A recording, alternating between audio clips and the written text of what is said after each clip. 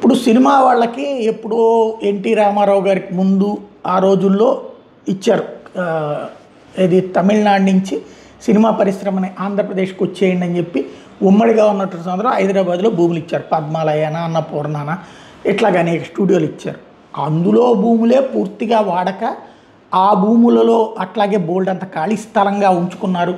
లేదంటే ఆ భూముల్ని కన్వర్ట్ చేసేసి షాపింగ్ మాల్స్ కింద కట్టుకున్నారంటూనే వాటికి సంబంధించినటువంటి వ్యవహారం మీదన అప్పట్లో కేసీఆర్ అధికారంలోకి వచ్చాక వాళ్ళకి నోటీసులు ఇవ్వడం, ఆ భూములు తీసుకుంటానంటాం, వాళ్ళందరూ వెళ్ళి బతిన్లాడాక అది వదిలేయటం, వాటిని వినియోగిస్తామని చెప్పడం, ఇది జరిగిపోయింది. రామోజీ ఫిలిం సిటీ లాంటి చోట్లనే ఏమని చెప్పారు? భారీ భూములు ఇచ్చారు, వేల ఎకరాలు ఇచ్చారు, వేల మంది జీవితాలని రోడ్డున పడేసి మరి ఇచ్చారు. అక్కడ ఏం చెప్పారు? సూట్ కేసుతో వస్తే సూట్ కేసుతో వెళ్ళొచ్చు, ఫిల్మ్ తీసుకుని పోవచ్చు, డబ్బులు తీసుకుని వస్తే చాలు అని చెప్పారు. బాగానే ఉంది. ఇప్పుడు మళ్ళీ ఫ్యూచర్ సిటీ అట. ఆ ఫ్యూచర్ సిటీలో సినిమా వాళ్ళకి భూములు ఇస్తారట. దానికి అంటే ప్రతిదానికి ప్రచారం, ఆ సినిమా వాళ్ళని పాపం వెర్రోళ్ళను వాడుకుంటున్నట్టు వాడుకుంటున్నాడు రేవంత్ రెడ్డి, భయపెట్టి వాడుకుంటున్నాడు.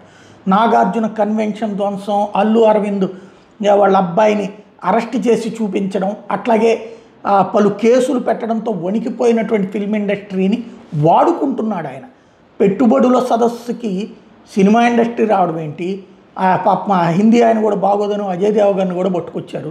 అల్లు అరవింద్, అజయ్ దేవగన్ను, దిల్ రాజు, సుస్మిత అనే ఎవరు అమ్మాయి ఉంది కదా, ఇదివరకు పవన్ కళ్యాణ్తో మొదటి సినిమా తీసినటువంటి అమ్మాయి, అక్కినేని వాళ్ళ కుటుంబానికి సంబంధించిన అమ్మాయి, వీళ్ళందరూ కలిసి చేశారు. అంతా బాగానే ఉంది. వెళ్ళారు, మీకేంటి ఫ్యూచర్ సిటీలో ల్యాండ్ ఇస్తాను, స్టూడియోలు కట్టుకుందరు. కానీ ఉన్న స్టూడియోలకి దిక్కు లేదు.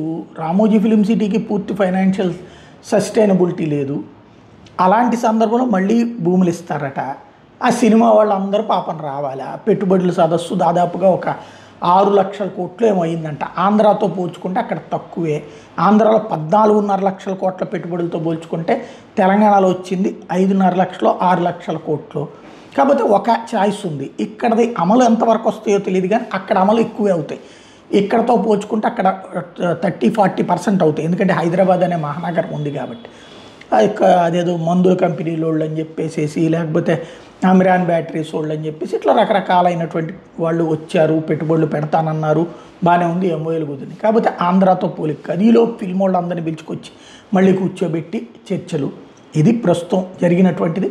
ప్రచారం ఆర్భాటంగా సాగింది. ఆచరణ ఎంతవరకు అన్నటువంటిది పక్కన పెడితే మధ్యలో ఫిల్మ్ ఇండస్ట్రీ వాళ్ళ మీద ఒత్తిడి ఏంటి అన్నదే కాస్త విసుకెత్తిచ్చే అంశం.